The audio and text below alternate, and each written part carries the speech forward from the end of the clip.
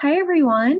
Good afternoon and welcome to the WTS Greater Chicago Chapter program today on the role advocacy groups play in moving transportation forward.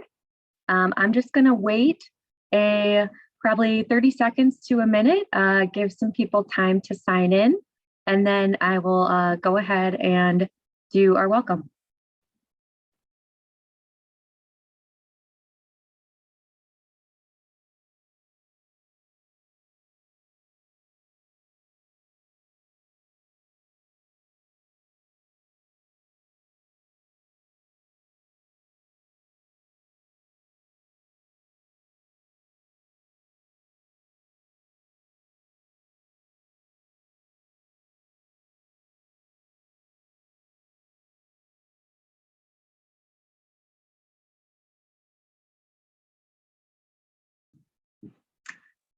All right, well, for those just signing in, I'll do a little repeat of myself, but good afternoon and welcome to the WTS Greater Chicago Chapter program on the role advocacy groups play in moving transportation forward. We're very excited to have this panel today. This is actually something, Audrey and I have been talking about for quite a while. And I'm really excited that Audrey, Melody, and Oboi could be here today to speak with us about some topics that we think are very important. And one thing I'll share is that, I was sharing this with the panelists when we were originally, planning this out. I had named the event, the role advocacy groups play in moving transportation projects forward. And then as we were kind of discussing, what really our goals here and the conversation we want to spark, I dropped the projects. And, really, I think this panel today, this discussion is about more than advancing projects. And I'm going to copy off of something Melody said just before. We are not in the transportation business, we are in the transformation business. And I, hope that this conversation today just gets people thinking about, how we can, change the way that, our industry does things to be a little more forward thinking and inclusive.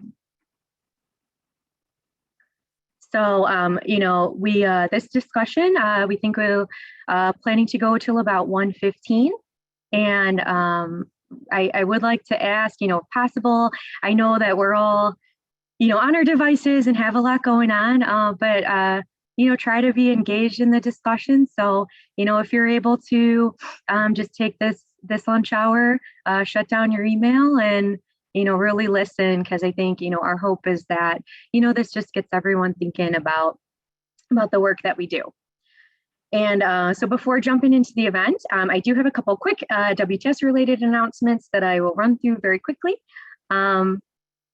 We do have, a couple upcoming events we have other than this event.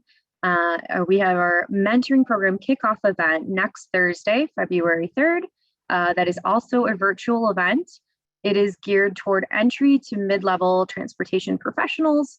And, during that event, people will get one-on-one time with members of our advisory board. And it looks like Mary Lou has shared the link for anyone who wants to register for that event.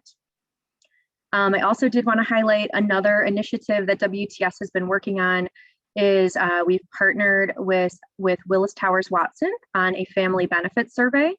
As a lot of people know and has been highlighted during COVID-19, I think family benefits have become more important than ever and a priority to people when choosing jobs and what they want to do.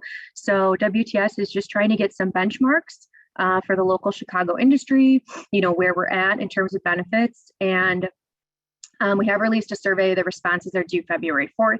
I will also post that in the chat, the link to the survey momentarily. We're asking, all companies and agencies involved with our organization, strongly encouraging you to participate. And then lastly, we are currently in our call for partners for 2022.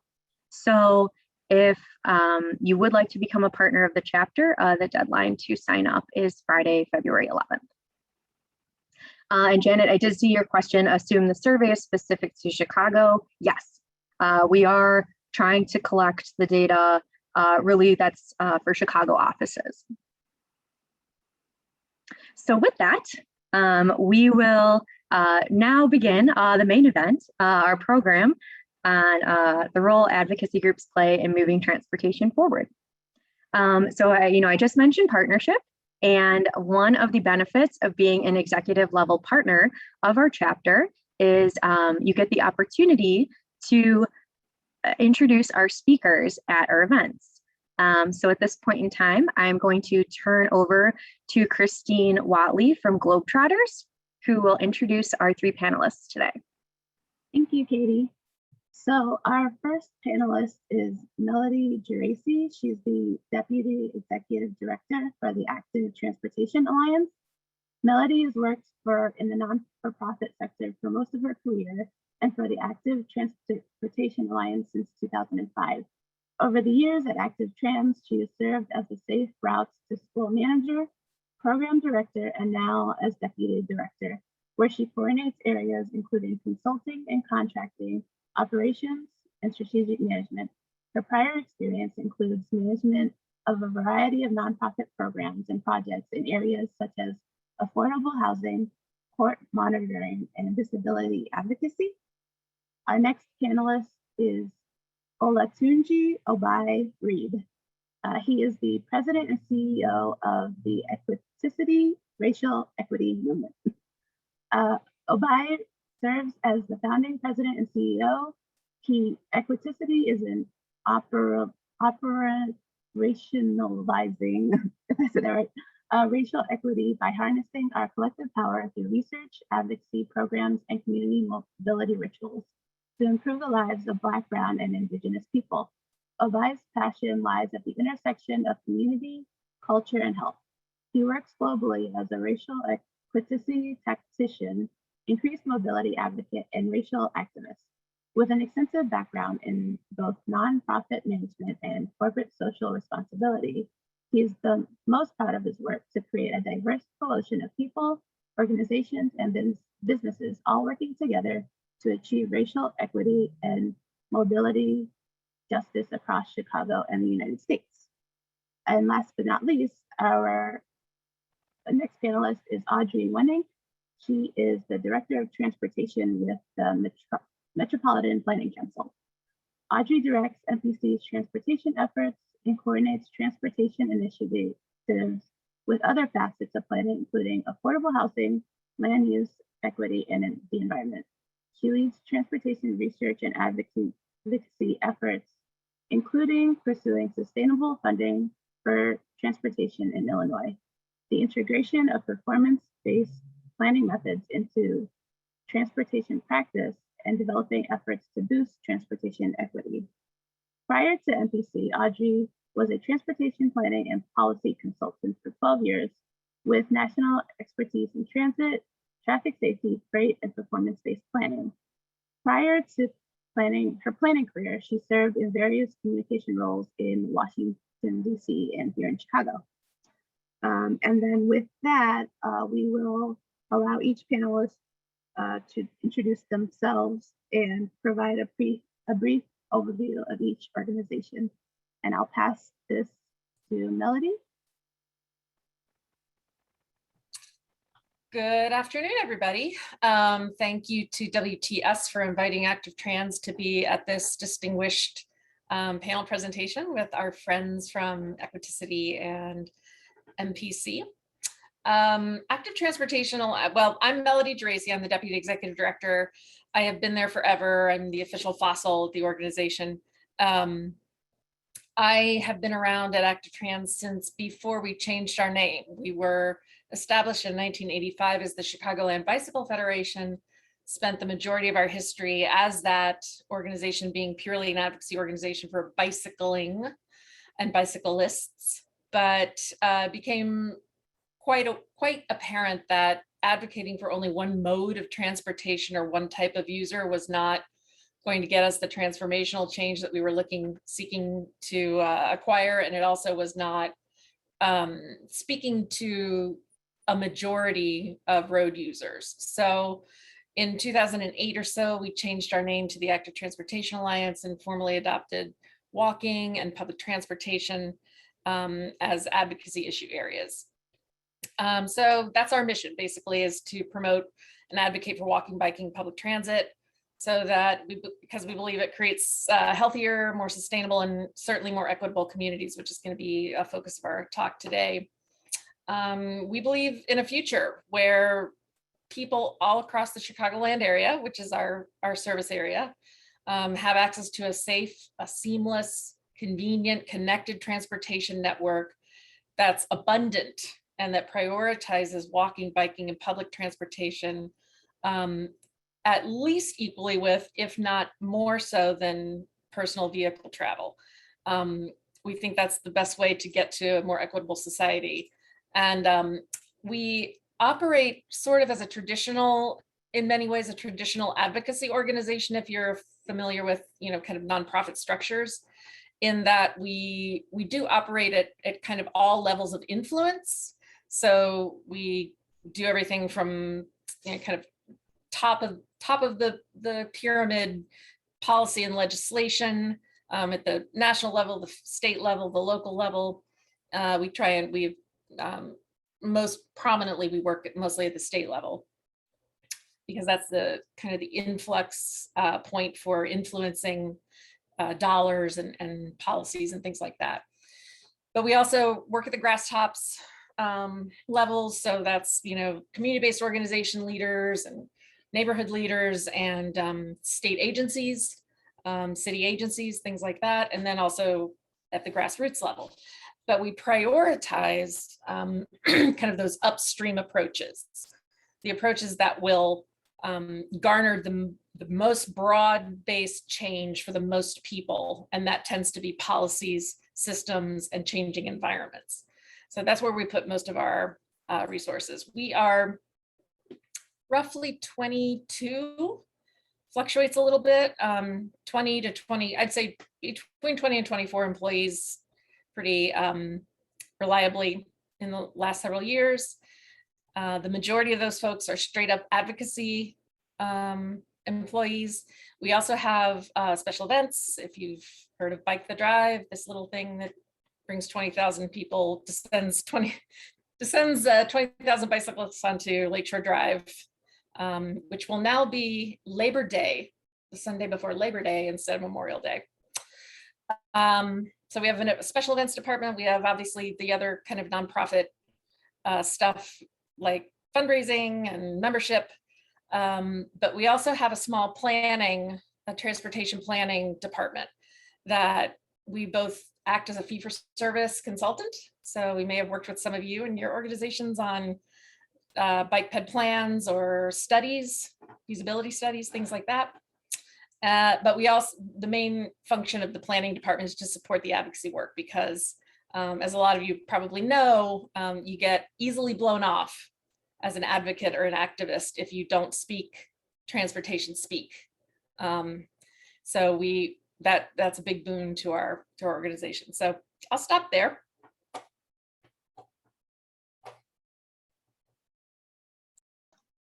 Thanks so much, Passing Melody. it to Oboi. Oh, yeah. Thank you. Awesome. Thank you. Hello, everyone. First, I want to thank WTS and especially Katie Bell for bringing us all together and inviting me to participate. It's an honor to be on a panel with Melody at Active Trans and Audrey at Metropolitan Planning Council. So with that, I'm going to title this little quick set of remarks. The title is Power Moves, Operationalizing Racial Equity in Transportation. Again, my name is Oboi, Olatunji Oboi Reed. I am the founding president and CEO of the Equiticity Racial Equity Movement. We are operationalizing racial equity by harnessing our collective power through research, advocacy, programs, and community mobility rituals to improve the lives of Black, Brown, and indigenous people in our society. While we are a national organization, much of our work is concentrated here in Chicago. While we do work across the South Side and West Side mostly, much of our work is concentrated right here in the North Lawndale neighborhood on the West Side of Chicago.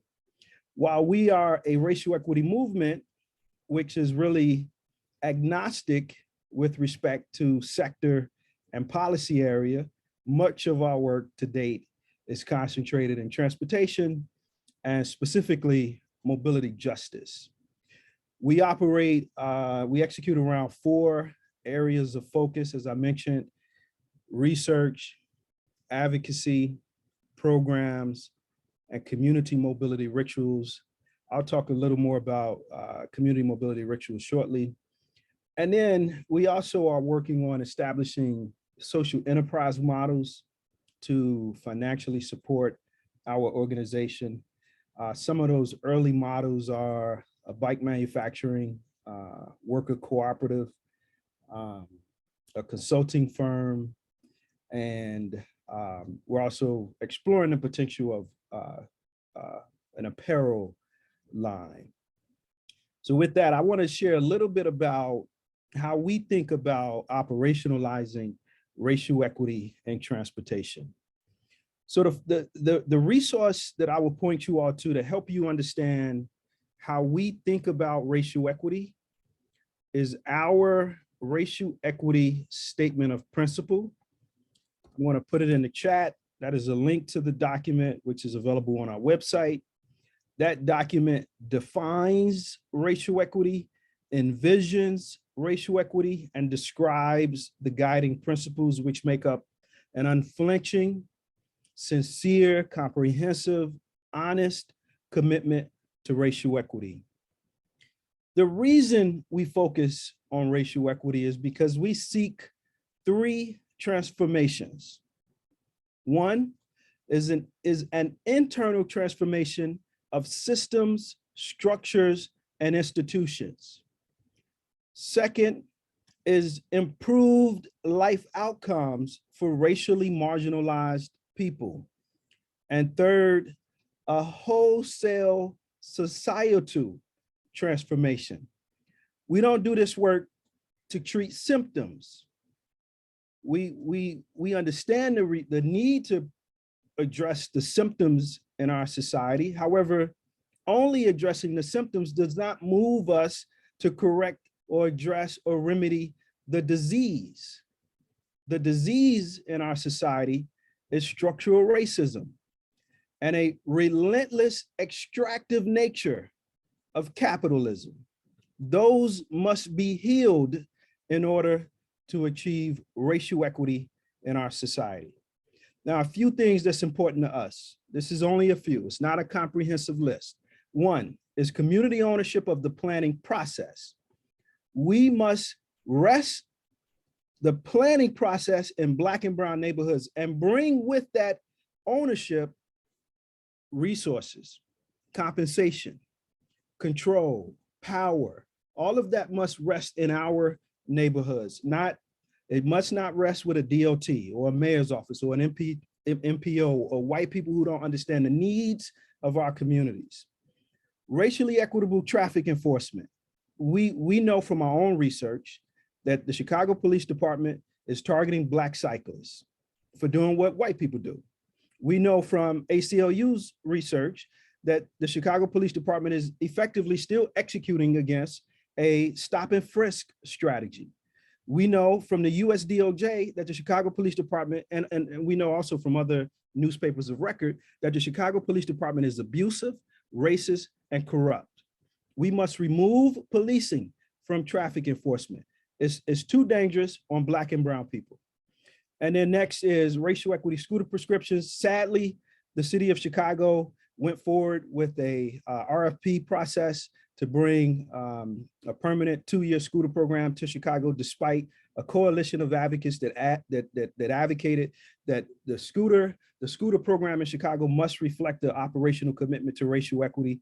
We are not going to stop advocating for that. We don't want to see the scooters executed in our city the same way Divvy did, When Divvy came to our neighborhoods, we were ignored. We were effectively ignored by a public resource in our city. And it took many years before Divvy started to make incremental progress to serving our neighborhoods. And even today, with some of the great work Divvy is doing, those bikes are still not serving our neighborhoods. We don't want to see the same thing happen with a permanent scooter program in our city. Community mobility rituals. We do neighborhood walking tours, community bicycle rides to socialize people around the act of mobility. There's research that shows when more people bike and we increase social cohesion in our neighborhoods, we have the potential to reduce violence. So we use these community mobility rituals as a vehicle to socialize people and have an impact on reducing violence. And part of what we're advocating for is that the city, the state, the feds start to invest in these socialization activities like our community mobility rituals in the same way that they invest in infrastructure. Next is neighborhood mobility hubs. This is a reimagination of the traditional mobility hubs, which exist in some cities in the US, more popular in Europe. We reimagine what it looks like when the target audience are Black and brown, living in a low to moderate income neighborhood with severe transportation inequities. For us, that means we bring three things together: hardware, the physical transportation infrastructure paired with mobility devices; software, the community mobility rituals, the Mobility Justice Coalition, with a physical space where we're able to address trauma. Mobility in our neighborhoods come with trauma. Should we only want to move people and not address the trauma we experience when we do move, we will be ineffective. And then lastly, we do not believe that racial equity is just something that people agree to or that someone in a good seat is supporting at the time. We believe racial equity must be legislated, not left to people with good hearts, not left to people with good intentions. It must be legislated, and that legislation must be comprehensive, pervasive, persistent. It must be mathematical and formulaic so that we ensure that the legislation is transformative, as we talked about earlier. And then I'll leave you with this. One of my favorite people is Marlo Stanfield from HBO's The Wire. And he once said, "You want it to be one way, but it's the other way." Turn on the power and let equity flow. Thank you. And I will turn it over to my colleague, Audrey Wennink. Thanks, Oboi. And it's wonderful to be on a panel with a couple really great partners, MPC, the Metropolitan Planning Council, where I work. We have partnered a lot with Active Transportation Alliance and Equiticity in recent years, and it's been a great partnership. And I think we're really seeing that the power of collaboration. So glad to be here and on a panel of WTS, where I've been a member for over 20 years and I am on the advisory board. So I'm going to tell you a little bit about the Metropolitan Planning Council, where I have worked for the past 5 years. MPC, the first thing I'm going to do is going to clear up one point of confusion that many people have. We are a totally separate organization than CMAP. The Chicago Metropolitan Agency for Planning is our region's NPO. We have a lot of the same words in our name, but we are completely independent. We are an independent, nonprofit, non-governmental organization. If anyone's wondering about that, we're totally separate. We work together a lot, and we're great partners, but we do have a different angle on things. MPC has been around actually a long time. Would you believe our organization's been around in Chicago for 87 years. We started in working on issues around affordable housing, and we still work on affordable housing, but we work on a range of urban planning issues with the goal of making the region more equitable, sustainable, and prosperous. So as I noted, we work on housing, we work on land use, we work on environmental issues, we do a lot of work on water resources, and I lead the transportation work. We have our employee number fluctuates between 20 and 30 employees. We seek to highlight regional issues that have not been well defined but are in need of being addressed. And we typically conduct our own original research. We develop policy recommendations, and then we work to advocate for implementation. And similar to some of the things Melody mentioned, we do work at all levels. We work with legislators at the state level, at the regional level. We work with appointed officials, practitioners, and we are partnering more and more with community organizations. We try to think holistically about how transportation intersects with all of these different issues, because transportation really has been siloed for far too long. And we really seek to encourage creative solutions that are holistic and that are also centered on community needs. For example, I'll give a couple of examples. And the first one is one that we worked on with Equiticity. We realized that in transportation, we rarely ask people what their needs are generally. Usually when we engage with the public and we do engagement, it's about a specific project, and it's like, do you want this project? Do you want this bus line on this road or that road? You know, and it's very narrow. And we rarely are coming in and having an open conversation with people about what is their experience and how do they make decisions. And so we partnered with Equiticity and the University of Illinois Chicago to conduct focus group research with some of the most vulnerable residents on the south and west sides, including disconnected workers and community members, just to ask them generally what they need out of transportation. We heard that 75% of people said transportation was a barrier to getting and retaining a job. And we also heard there were a lot of comments about the rider experience on transit.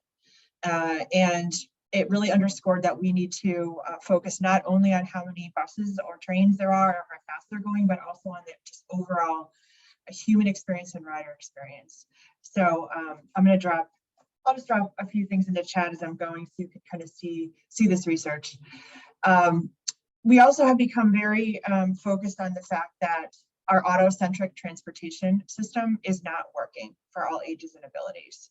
If you cannot drive, and there are many people who can't, due to disability, age, income, there are a lot of places you can't go in our region. You can't access a lot of things. And we need a transportation system where everyone can access what they need. We did a report called Toward Universal Mobility, highlighting strategies that we identified in this region that will improve access for people with disabilities and seniors. That research highlighted that the most basic form of transportation is walking, but we have a very disconnected and inaccessible sidewalk network in the region. This has major impacts for access to transit, public health, the environment, for people with disabilities, and we need to prioritize those investments urgently. We also do a lot of work advocating for public transportation, especially now as we help recover from COVID and adapt to our new reality. We try to tell the story of why transit is so critical to our region. We developed a report a few years ago called Transit Means Business that talks about why employers have prioritized access to transit and why they need to. I'm so dropping those chats and those links into the chat. This is so important for equity, that people without vehicles can access economic opportunity. We're also an active partner in Elevated Chicago, which is an effort to build more transit-oriented development on the south and west sides. To date, virtually all the transit-oriented development in our city has been on the north side. So this seeks to bring housing, affordable housing and opportunity to other parts of the city and leverage our asset of our transit system. It's a great program, and we're very happy to partner with so many folks on that. I'll just make a couple more points. We're thinking much more about our work also through both an equity and an environmental lens, especially since climate change hits disinvested communities harder. We have come up with the term built environmentalists. Urban planners are built environmentalists because we are guiding the infrastructure that we're going to live with for decades. When you pour concrete, I mean, it's there for a long time. And so we want to make sure that we are making the right choices, and we have to scrutinize them now more than ever. And we need to think differently. We're at a crisis point with climate change, economic inequality, racial inequity, traffic safety is terrible, and public health. And we need to, and transportation has a big impact on all of these areas. So we need every transportation dollar to be trying to solve for all of these things and not making them worse. So MPC seeks to be a place where we raise these hard issues, provide a forum for collaboration, and develop and implement solutions together. We welcome engaging with anyone and everyone who cares about these issues and wants to do things differently. So I'm going to drop this blog about being built environmentalists here. And then finally, I'm just going to say really quickly about, I think we're all, really focused on the Biden infrastructure law and all the money that's going to be coming to our region. And I just want to say that money alone is not transformational. What matters is how you spend it. We need to be paying a lot of attention to the policies that are guiding how these precious dollars get spent. And that's really, that's where MPC is focused largely right now in collaboration with many other partners. Again, we need to be bold, think differently, prioritize climate and equity. And I'm just really happy to be here today. I know that there are so many thought leaders on the Zoom today, leaders in transportation, people who work on this every day and have the power to affect change. And I'm so glad that we can have this conversation today. So thank you. And I'm going to turn it back over to Katie. All right, thanks everybody for the background. Glad that everyone got to learn a little bit more about all your organizations, and I think that helps, give a little context to some of the conversations we're going to be having today. So for everyone on the call, as we're planning this event, I think we decided to go with a more, kind of open conversational approach.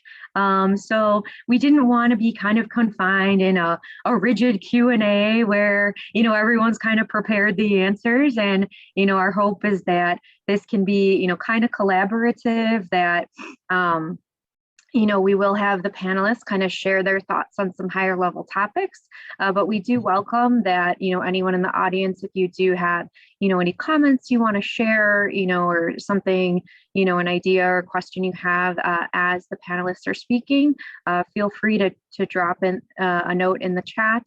And I will try to monitor that and see what we can weave into the conversation.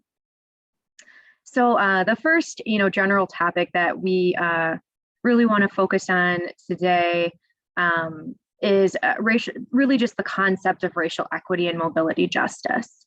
And, Melody, Oboi, and Audrey did, touch a little bit on this as they're, introducing their organizations. But, I think kind of the first just sort of discussion would be for the three of you, what does, racial equity and mobility justice mean to you? When you're envisioning, a transportation system that is, racially equitable and, provides mobility for all, what do you see? And, what are the opportunities? As Audrey mentioned, there is, a lot of new funding coming in through the state and federal government. So how can, kind of the industry as a whole sort of, maybe make some changes to make this a bigger focus? I like to jump in here. What I want to do is provide a couple of resources for us to define these frameworks, one being racial equity and one being mobility justice. And then I'll turn it over to my colleagues to be a bit more operational in how we think about these frameworks. So I shared our racial equity statement of principle in the chat. The way we define racial equity, and this is important because we're unable to commit to something we don't understand. And way too many people are up on a stage in front of a camera talking about racial equity and not clear on what it is and what the impact of it should be. This is how we define racial equity. racial equity is the fair, just distribution of resources, explicitly targeting and prioritizing racial groups who have the greatest need due to being systematically disenfranchised, and using these resources to address both historical and contemporary injustices and their consequential burdens. I'll point out one thing. A commitment to racial equity does not highlight what we want to do for everyone. That is a strategy this country has executed against for generations. We always talk about we're doing this for everybody. Rising tide lifts all boats. We know that doesn't work.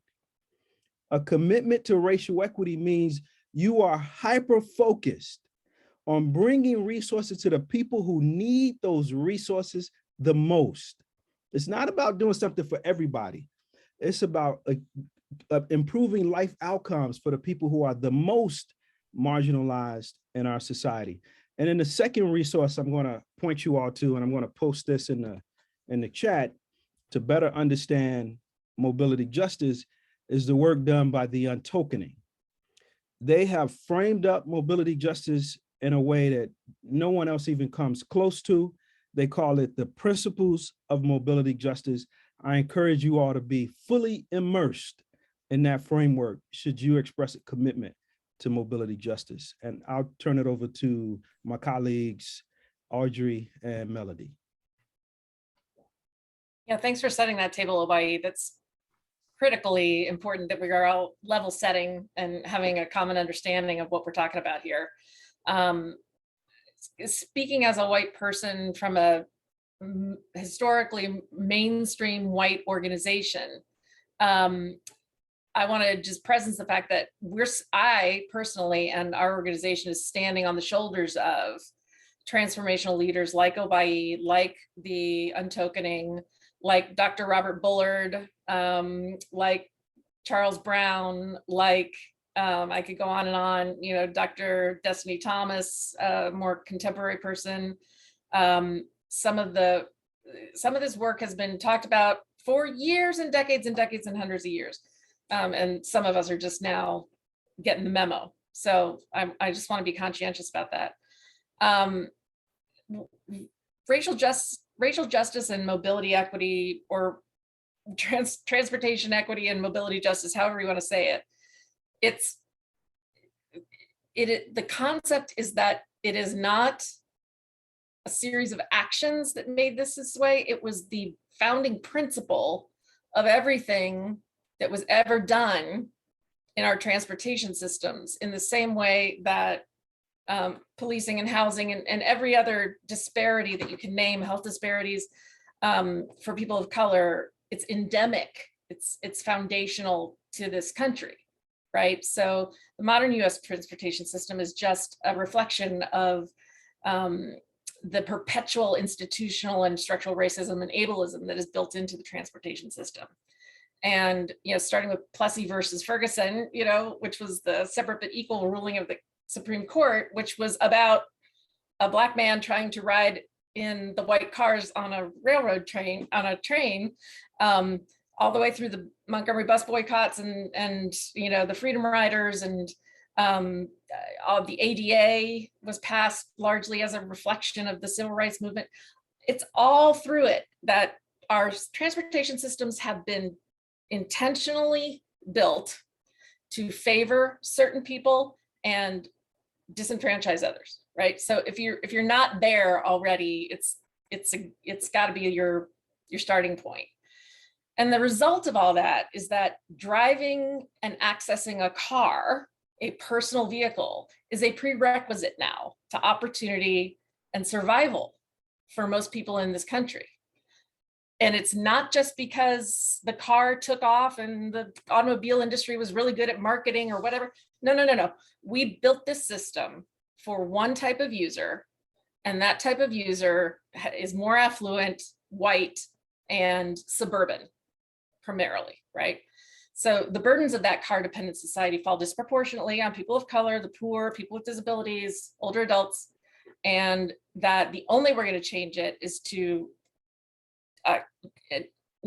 push for a complete paradigm shift in the way we think about freedom of mobility for people in this country.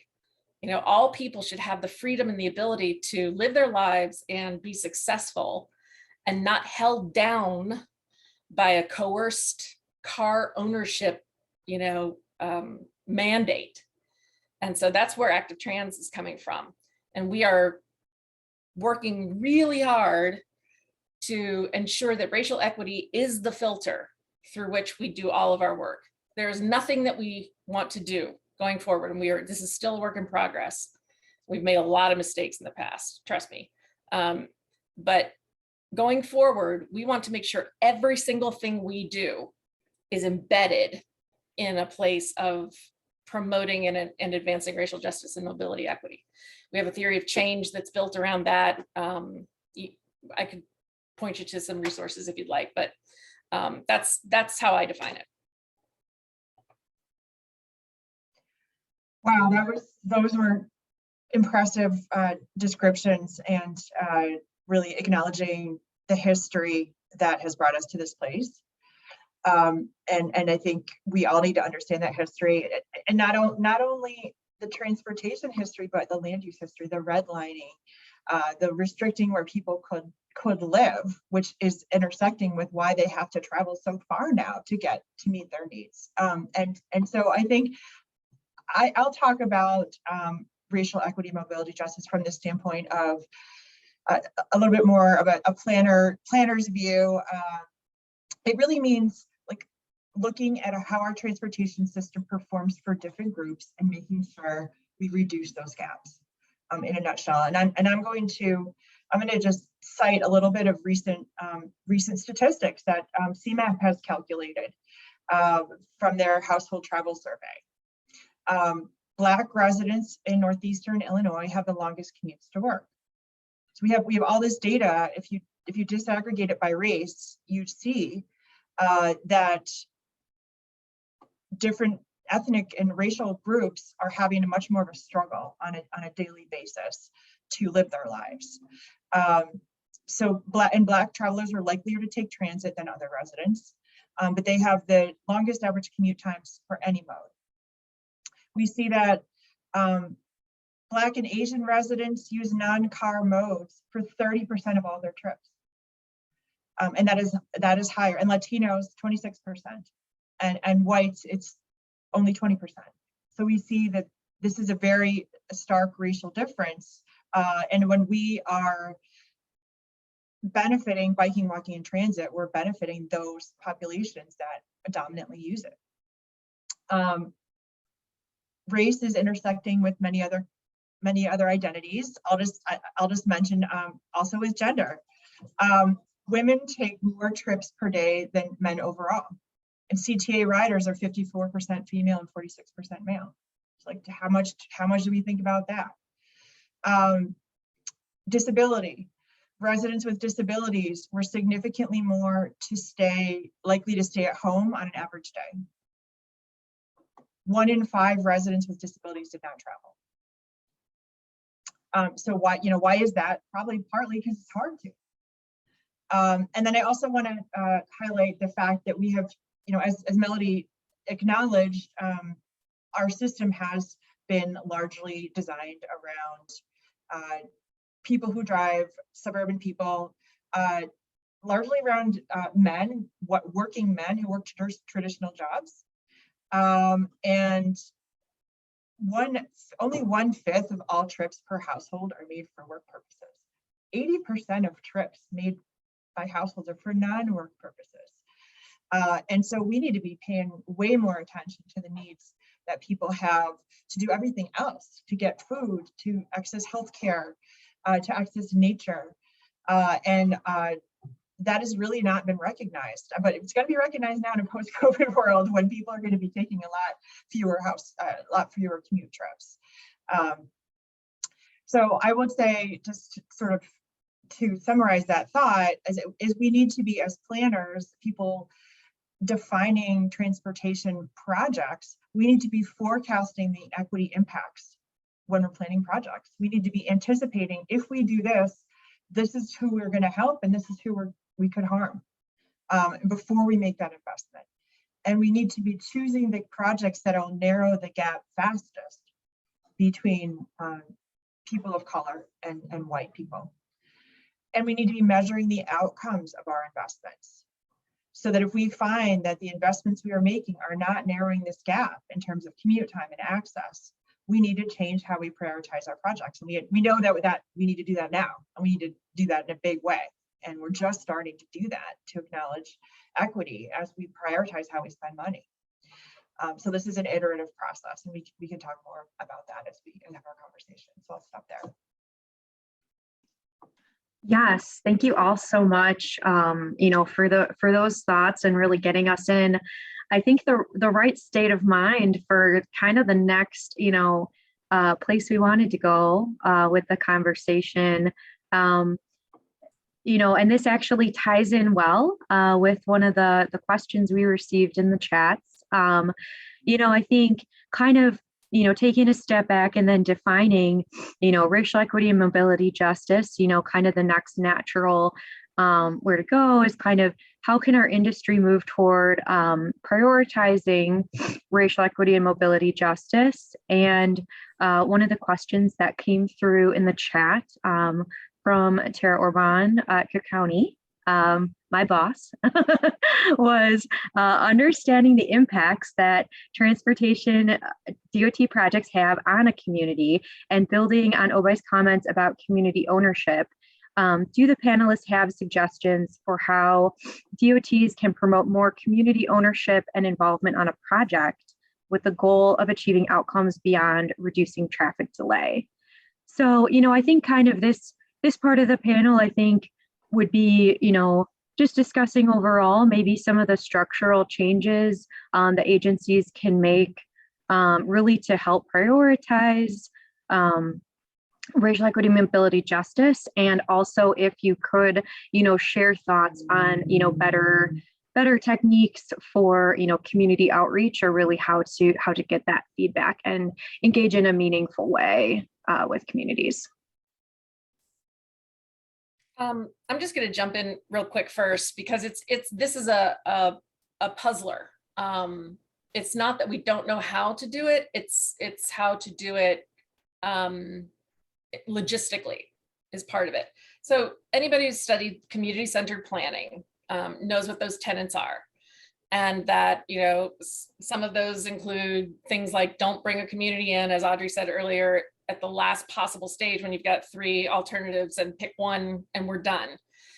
You start engaging the community at the very conceptualization of projects, at the scoping point, and you engage them frequently throughout as you go at each stage of project development process. Is that easy? No. Is it? Does it take more time? Yep. And understandably, with scarce agency resources and staffing shortages and things like that, it can feel like a step you just don't want to take. We're working with a fair-sized city in Illinois that shall not be named right now to develop a complete streets design and project delivery process manual. And they have basically rejected every recommendation we made for community engagement. And we understand the difficulty and the resources and energy it takes to do that, but nothing's going to change until the community feels ownership over what's happening in their infrastructure environment. One tactic I could suggest is having a standing committee of community advisors on complete streets. So if you're a county DOT or a city DOT or an MPO even, having a standing advisory committee that has power, that is imbued with power, and that is representative of all the variety of stakeholders you have, and that prioritizes and gives more weight to historically disenfranchised groups. that can help. That's one way. It's not perfect, but it's a way to get started so that you are hearing, and not at the end when all the designs are done and the contracts have been let and you're stuck. But having that group meeting with some authority and having some meaningful input opportunities. That's one thing I would recommend.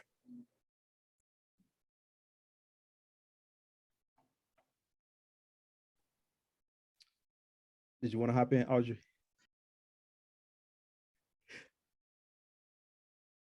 You're on mute, Audrey. I will either now or later. Did you want to talk about 10 or? No. Did you want to talk about 10? Yeah. I could, yeah. No, I'll let you talk about that. I guess my perspective, totally agree with everything Melody said. I know organizations in our region are just starting to do this. CMAP is trying to stand up an advisory committee that will be longitudinal, that will be not project related, and that will exist for years. Hasn't existed, and our transportation agencies really don't have that. They don't have public engagement teams, and it's been noted, and it'll take a little while for that transformation to occur. I think I was going to also suggest, let's not forget the power of making incremental change and trying to test out things with communities where we're not coming in with a mega project all the time, where we're coming in with smaller tactical urbanism types of projects and letting people experience them and co-create and iterate so that our projects are evolving with community, and it doesn't seem so scary for community members that there's this like big thing coming to change their community. And then that will allow also communities to kind of retain their cultural identities and perhaps incorporate art or whatever makes them, their neighborhood feel special to them. So I think in transportation, there's been a history of always going to these mega projects where that takes so long and we don't see results. And it's very frustrating for community members. They don't want to engage. They're like, I don't want to talk about this thing that's going to happen in 20 years. It's not useful. It's not going to help me. People want help now. So I think, yeah, piloting, innovating, iterating, incremental change. Our industry does not do much of that, and we need to do a lot more of that. Yeah, and low cost improvements with paint and tactical urbanism, a little bit of concrete for bump outs, things like that.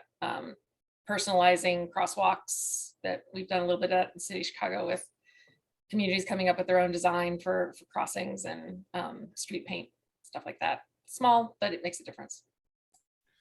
I'm going to talk a little big picture here and go back to something I shared earlier. And I acknowledge, and I imagine everybody on this call will agree, what I'm about to talk about is a tectonic shift away from how your industry currently operates. Number one, you all have to transform.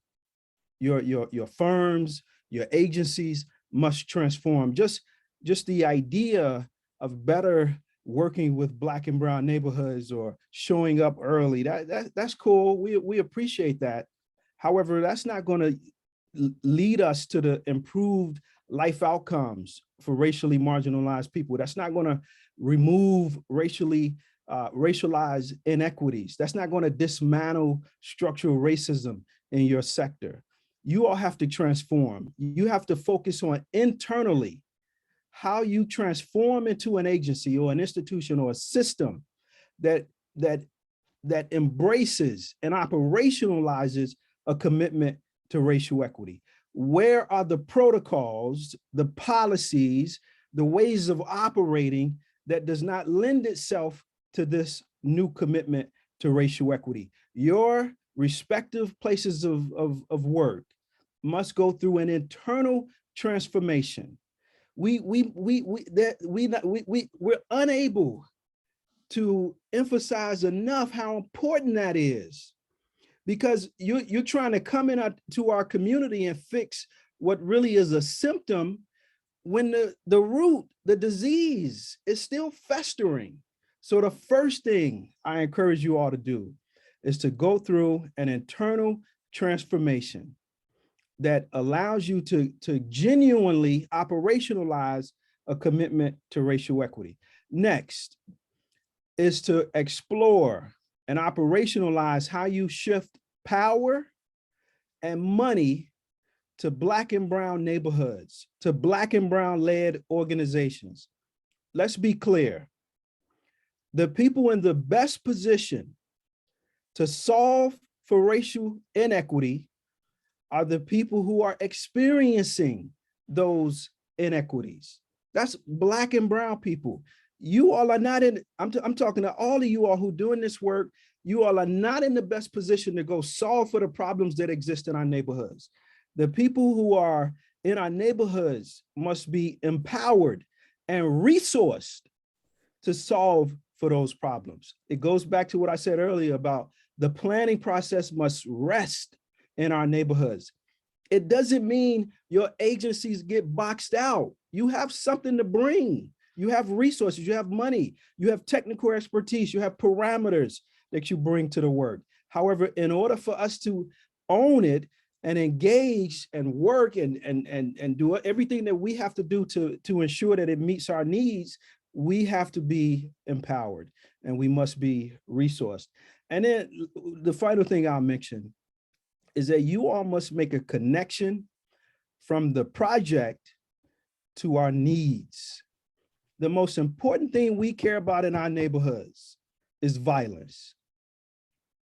Where's the work from the transportation sector to help reduce violence in Black and brown neighborhoods? And I'm not, this is not, you know, a dream. There's work taking place for transportation to have an impact on reducing violence. There's research out of Medellin, Colombia. I understand that the city of Portland is now exploring how traffic calming may potentially reduce gun violence. Where's your work to address our needs? As we talked about earlier, it's not all about transportation. It's about a transformation. And the number one thing we care about is violence. And by the way, there's 3 types of violence we're concerned about: interpersonal, vehicular, and police. When you don't distribute resources adequately and equitably in our neighborhoods, like bike lanes and sidewalks and other infrastructure, you are pushing the police on us. You are contributing to police violence in our neighborhoods. So I encourage you to think about how your project improves the lives of Black and brown people and addresses our most pressing needs. Thank you guys for all those insights. And, you know, it looks like we got some activity in the chat on, you know, people building on, you know, some of these ideas and, you know, some thoughts on how, you know, in the industry, you know, maybe, you know, there could be some changes made to kind of get more, you know, at the root of, you know, kind of this transformation and way of thinking.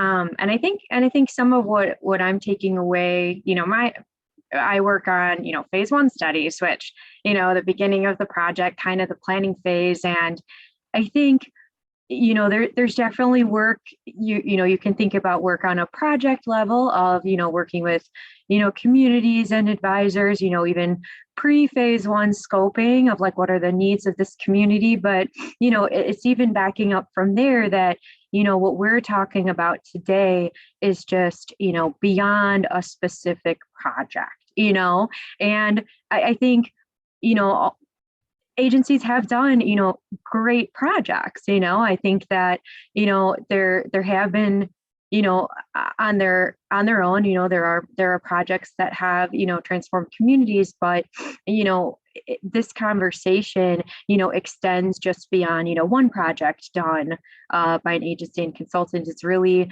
you know, having our industry as a whole, you know, agency and consultants together, kind of taking a step back. How are projects getting prioritized, and how are we, making sure that, the basis of, decisions being made are with these lenses in mind. The next, topic that kind of coming, building off of some of the things that we've been talking about now, and what I wanted to get some thoughts from the panelists on really is kind of the role transportation plays in the healing process.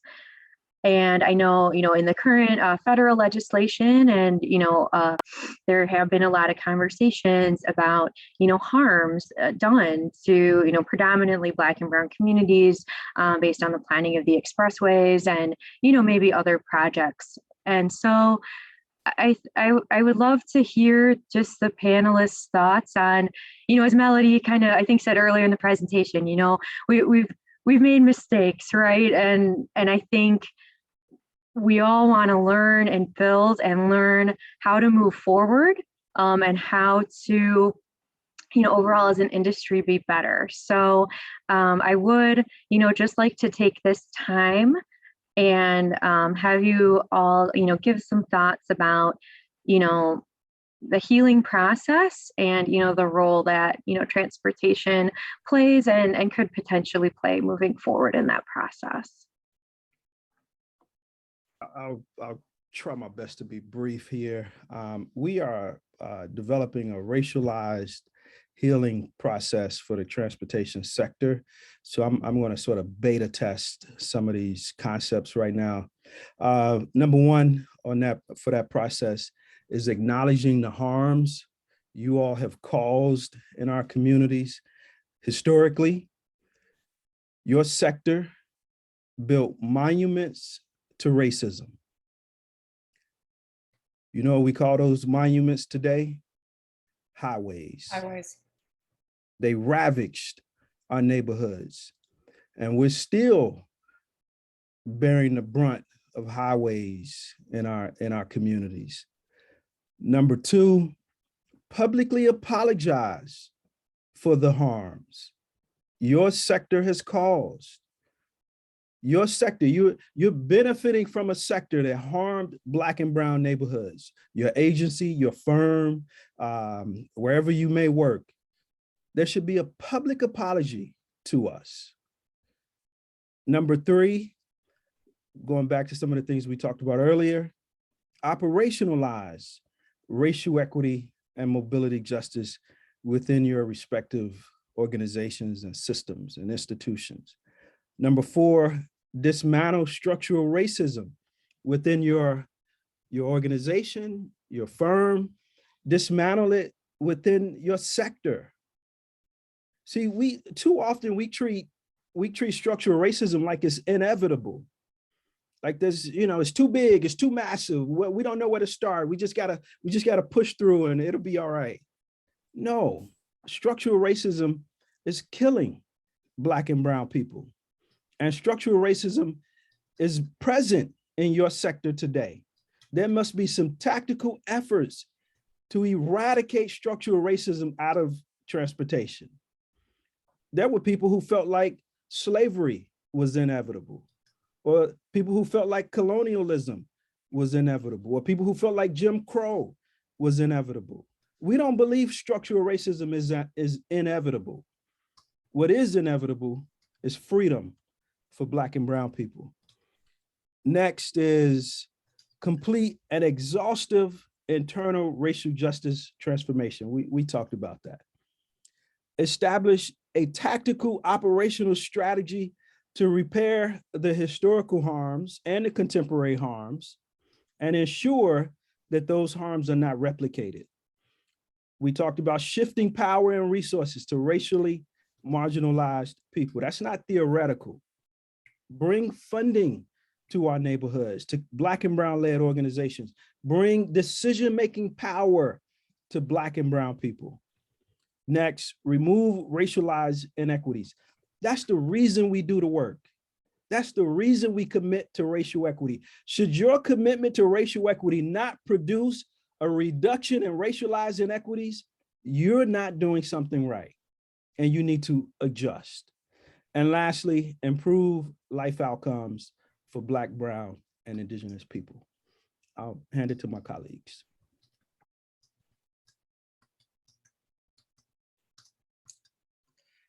That was so good. I don't have much to add. I would just say, you know, coming from the perspective of, again, a white person, it is on us to learn and embrace and understand and accept our role in the white supremacy culture and how we've benefited personally and as a population from all of these things, including the transportation pieces. And accepting it and acknowledging it, like Oboi said, publicly saying it, and dropping the defensiveness and dropping the all the other defense mechanisms that we have. I really think that the individual work, the human interpersonal work or intrapersonal work is critical to all of this. Otherwise, it's just window dressing, and you're just doing something because you feel like you should. So the more we can do that, you can bring those trainings into your workplace. We are doing it in, you know, like crazy right now. And it makes all the difference, because unless you get, you know, the vast majority of the people that you work with on board that this is a thing that we have to do or perish, it's going to be hard. It's going to be hard for one or two brave champions trying to push the work up a rope. So yeah, don't wait, get to it.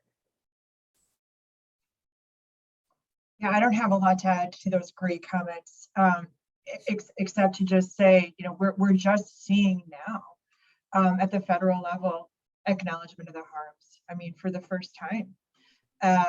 And this has happened in some other communities maybe a few years ago around highways.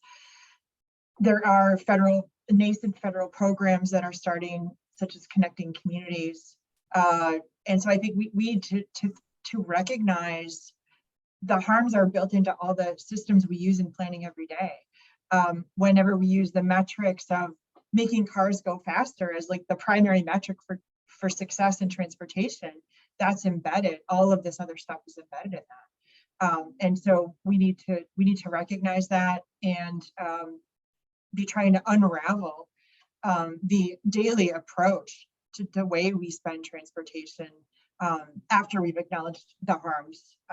Certainly, as the city of Chicago, for example, is undertaking its We Will first citywide plan in 50 years. And the first thing they heard was acknowledge the harms of planning and that people could not move forward unless that was done. And so that cuts through all facets of urban planning and particularly transportation with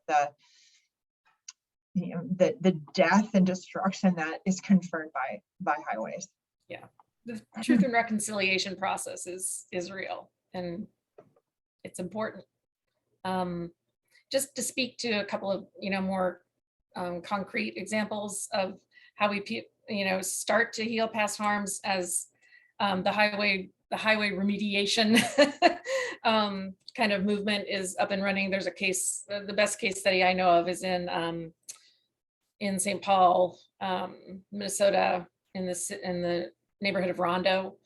That was one of these classic middle class, thriving Black enclaves, neighborhood enclaves that was just paved over, split, destroyed, smashed by I-94. And what they are doing as a community to try and repair and literally reconnect Rondo across I-94 with land bridges and parks and things like that. But in specific terms, Active Trans has been working with a bunch of our supporters and friends, including Ride Illinois is on the call right now, to reform funding. So we passed a couple of pieces of legislation in the last several years, one to triple the size of the ITEP program, and it kind of forced the state to put some skin in the game because it was always only federal pass-through dollars, and state of Illinois spent $0 on pedestrian and bicycle projects, competitive grants. And then we also had a reform piece of legislation that went through that required a set aside for low income communities, certain percentage of those ITEP funds to be awarded to low income communities and to create a sliding scale for the local match. And then we also just got it passed last year, a local match bill that removes the local match requirement for pedestrian and bicycle facilities on state roads. Prior to that, local communities had to pay 20% match for sidewalks or bike lanes or crosswalks, but not for the pavement. IDOT paid for 100% of the pavement. So, it's that kind of, high level stuff. It's not everything. It's just a place to start. It's a toehold to start that reform. So we're working on it. We'd love to hear from anybody who's got some ideas as to what else we could do. Yes, thank you all. And I think you've given all of us on this call a lot to think about. I know Joyce had kind of written in the chat, I appreciate the honest, open, uncomfortable conversation. And I think, to the point of, everything we just went over, some of this is going to be uncomfortable. I think, we as an industry, it's hard to admit, that a lot of, the work you're doing does have, underlying issues that kind of some of the foundations for, everything you learned in engineering school, to a sense needs to be unlearned a little bit. And I really just appreciate all the thoughts, everything you guys have shared today. I know you've personally given me a lot to think about as I continue in my career, and I hope that everyone else on the call feels the same way. So we are going to wrap up our conversation today. Thank you again for all of these comments. I believe, we've answered the Q&A as it's been coming through, but, to anyone who attended today, I had noted earlier, this is being, I believe I noted, this is being recorded. So WTS will be posting this presentation on our YouTube page. We will be sharing the link with everyone. So, if you do want to watch this again or share with any colleagues, look out for our next newsletter, and hopefully we can keep the conversation going. Thank you again to our panelists. As it says on the slide, in all of your honor, WTS did make a $200 donation toward a STEM classroom project at Parkside Community Academy. The project is going to provide hands-on STEM material kits for 3rd, 4th, and 5th grade students from mostly low-income households. And, I think that was something Janet had kind of mentioned earlier in the chat as well, that, we also need to be looking at the next generation and kind of, changing attitudes, building minds. And I know that's something, WTS is very committed to. So any, opportunities for WTS to do that, please feel free to share with us. And lastly, I think, Melissa, if you want to advance. So we do want to just give a quick thank you to our partners. And as I mentioned earlier, we are still, our call for partners is open for 2022. If you would like to become a partner of WTS, please contact our partnership committee. I will actually put their email address in the chat right now. And that's really it. And do any of the panelists have any final words before we sign off? It's an honor to be here, and appreciate the opportunity to keep discussing it. We are all on the journey, in different places, but on the journey, and we can get this done together. What happens when we turn on the power and equity moves like electricity through our homes, our streets, our neighborhoods, and our cities? Equiticity, power plus equity is greater than. Now go turn on the power and let equity flow. Let's leave it there. Yeah. All right. Let's get to it. Thank you all. And Thank you. thanks everybody for attending today. Thank you all.